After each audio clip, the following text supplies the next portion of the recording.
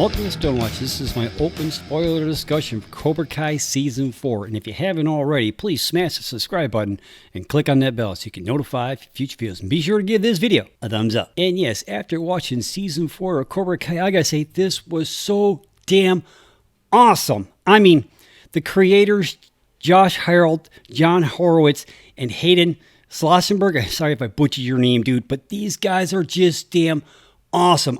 Their writing is off the charts when it comes to this show. I mean, it gets better and better every single season. Just when I think that they can't further on this story any more than they do, they find a way and they do it. This is probably my most favorite season so far out of the four. I like the first one a lot. I mean, the first one is what made me really fall in love with this show, with the idea of this show. And season 2 and 3 were pretty good too, but this one was phenomenal, man. I mean, totally phenomenal. I just cannot believe the writing for this show. I mean, I'm not saying it's like Shakespeare or anything like that. It's not like, all I can say is they find a way to blend nostalgia along with really good storytelling. And it doesn't overpower you. I mean, they keep throwing stuff in there like that's from the 80s or from like roughly around the time from the four movies. I mean, I just cannot talk about how much I love this show as it is. I mean, it was just awesome. And I noticed that the runtime on these episodes were all roughly around 30 minutes or so, and they don't count their credits. I don't know how many minutes it is worth their credits, but when it says 31-minute runtime, it's 31 minutes of story time. They're not even counting the credits. That's like a whole different timing issue. I checked all episodes just to make sure, and I even went so far as adding up all the minutes and all the episodes in this season, and we're looking at a little over 5.5 hours worth of solid storytelling. I mean, I didn't really see any filler episodes in any of these whatsoever. When they had like the party time episode, I think it was episode 8, I'm like, oh man, this was going to be, I don't know. And it turned out, it looked like it was going to be even more significant than I actually really knew, because they had that fight by the poolside and everything. So I thought maybe that this was going to be like another schoolroom brawl or another LaRusso house brawl, whatever, but it didn't actually really go that far. It pretty much stayed with the four main characters, and then when they all fell in the pool, everybody else thought that was part of the plan, so they all jumped in the pool, like, yeah! So it wasn't as bad, and that's like the one thing about this season that I did like. The fight scenes and choreography were awesome, but they didn't go overboard like they did in season 2 and season 3, like with the school fight and the LaRusso fight at the end of season 3. I mean, they kind of kept it a little bit more focused on that. They had to do it at the tournament, and there was like occasional fight that broke out here and there, but it didn't get all overbearing and like where I don't really think that could actually happen without the cops getting involved. I mean, granted, Miguel did kind of almost break his back at the end of season 2, which kind of set up his return in season 3, but that was like pretty shocking too. So, and he had a pretty interesting character development in this season as well. And then him taking off, going down to Mexico to go look for his dad. Man, I think his dad's going to turn out to be, I hate to say, his dad's going to probably turn out to working for the cartels or something like that. And it's not going to really go well. And now Johnny's going to go down there after him.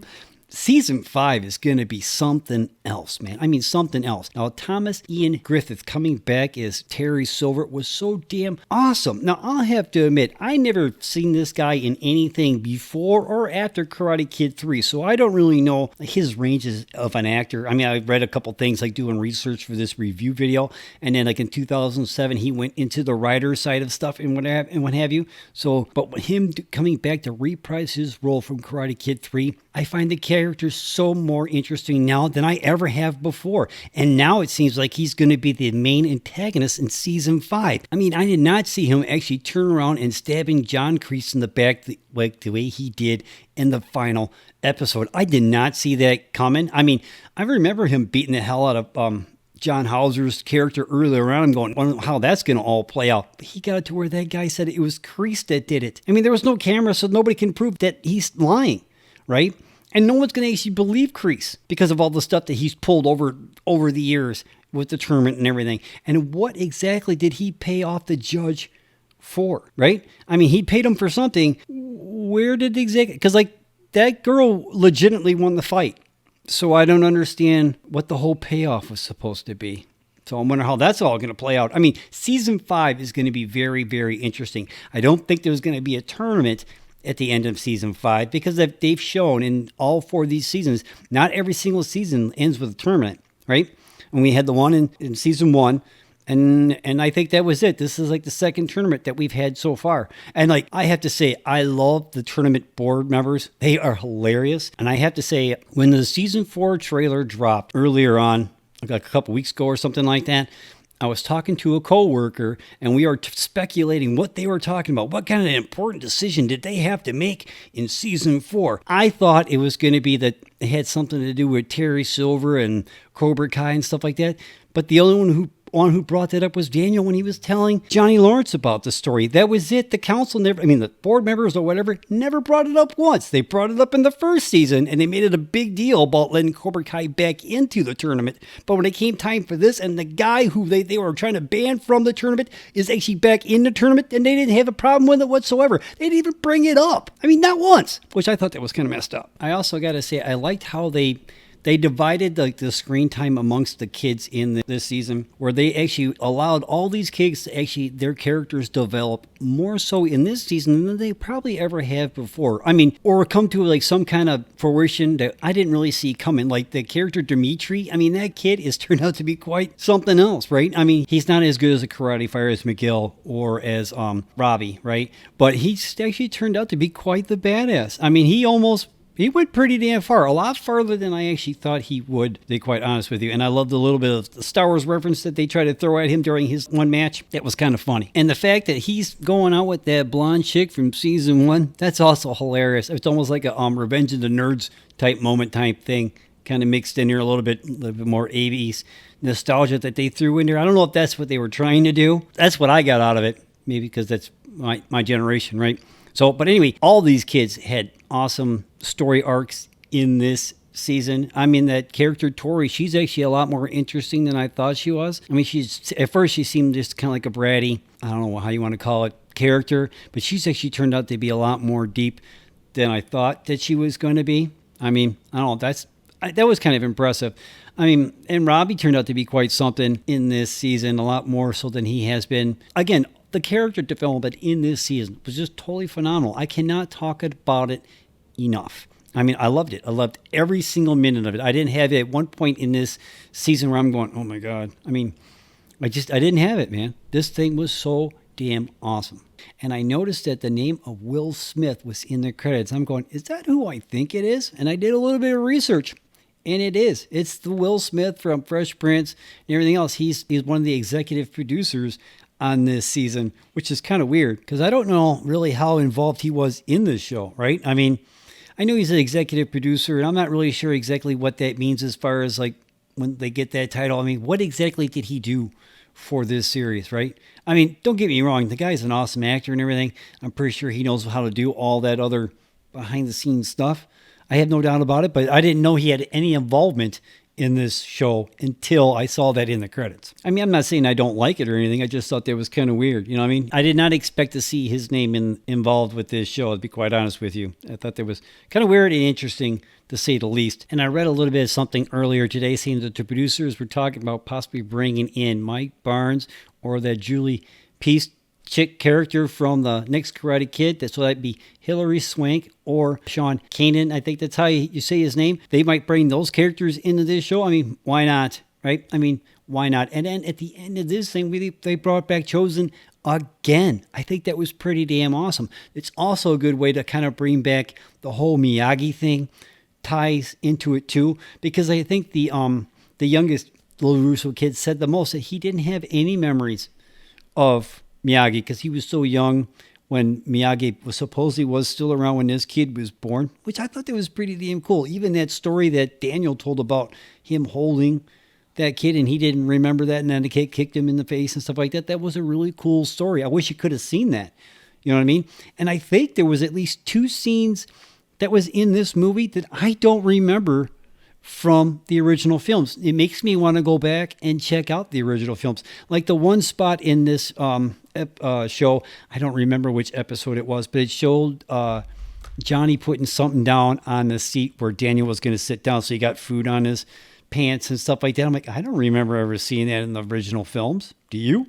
Let me know in the comments down below. And then there was that one spot where Miyagi and him were talking with the whole bonsai tree. I don't remember that whole entire interaction going that way. So I'm definitely going to have to check that out again, right? I mean, that was pretty cool. I mean, I don't know if those were original scenes from the movies or if they almost kind of seemed like they could have been possible deleted scenes, extended scenes that we did not get in the theatrical cut, because I'm sorry, I just don't remember either one of those whatsoever. And along with the cool storytelling that they had in this season, they also did a couple other things that I thought was pretty damn cool, where they did like an honorable mention of former cast members and crew members that passed away from between now and the last season. I thought that was pretty damn cool, because I remember when the announcement was made when Ed Asner died, and I'm like, oh man, that sucks. And then like they I forget what's the end of the episode that they did. I think it was like the second episode of this season where they gave him an honorable mention. Now, he played the character Sid Weinberg in the series. Now, I bought him as that guy. I mean, he did an awesome job when he was in this thing. I mean, he wasn't in it a lot, but when he was, I bought he was that dude. You know what I mean? Now, he's mainly known for the character Lou Grant from the Mary Tyler Moore show that was on 1970 to 1977. Now, I'll admit, I wasn't a huge fan of the show back then because I was only like a little kid, but I did catch a couple episodes like when I was in my 20s or something like that, and they were funny. I was entertained, so I'm not going to say I'm a huge fan. Now, he also played Santa Claus, the 2003 movie with Will Ferrell. I mean, that movie was hilarious. I mean, that movie's total Christmas time classic. And of course, he did the voice for Carl from the Pixar movie Up. I mean, I love that movie. That's probably one of my most favorite Pixar movies ever, other than the original Toy Story. Nonetheless, it was a bummer to hear about Ed Asner passing away, when he did. And they also gave an honorable mention to Albert Onstead. He was one of the guys that worked in the camera electrical department in the series from the very beginning. And apparently he had an accident in his home and he unfortunately perished. Now, he also worked on Captain America, Civil War, Spider-Man Homecoming, and Thor Ragnarok. And the rest of his filmography was quite impressive. It's really sad to hear when somebody dies of an accident. But it was cool that they actually gave him a shout out and stuff like that. So I thought that was pretty damn cool, Now, as far as having any possible season 5 predictions, the only thing I can possibly see that we know for sure that's going to happen is that Terry Silver is going to be the main antagonist to come in season 5, because the way he just stabbed Kreese in the back, I can't wait to see how that plays out, right? That there alone has got me, I gotta know. I mean, because Kreese kept on bringing up the fact that he saved his life in Vietnam. And the guy goes, yeah, I know. And then he got to the point to where, how many times are you going to keep bringing it up? Which he had a point. But then he turned back around and he just stabbed that guy who saved his butt in Vietnam in the back like the way he did. That's cold, man. That is cold. I can't wait to see how that plays out, right? That is going to be awesome. And then we got Johnny following Miguel down in Mexico. That's going to be kind of interesting, right? That's going to almost be like trip to Okinawa like type thing, right? For Daniel, this will be like Johnny's version of that. Is that, you think that maybe that's where they're going with that? I mean, that's really weird. I mean, I wonder how that's all going to play out. Right? All I can say is that this series could probably really benefit with the week-to-week release. You know what I'm saying? I mean, I know that's not Netflix things like they actually put out one episode at a time. That's their MO is like one season, boom, here you go. See you later. You know what I mean? But I think if they actually took advantage of that stuff, like you see it with the MCU and you see it with the Star Wars live-action shows, right?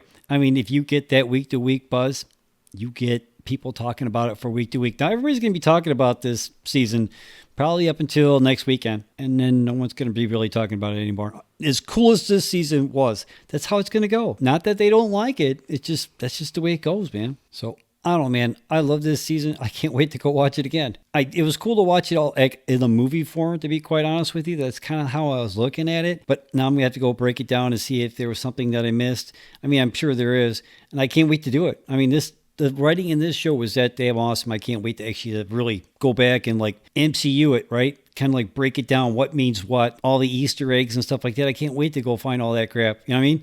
I know. I love this show. So did you watch Cobra Kai season 4? Let me know in the comments down below. What'd you think about this season? Let me know in the comments down below. Which one is your favorite season so far out of the 4 we've gotten so far? And are you looking forward to what they're going to do in season 5 as much as I am? I don't know, man. Let me just think in the comments down below on that one. I mean, I love this season. This thing was awesome. I mean, they did not disappoint, I have to say. I was so impressed. So let me know what you think in the comments down below, man.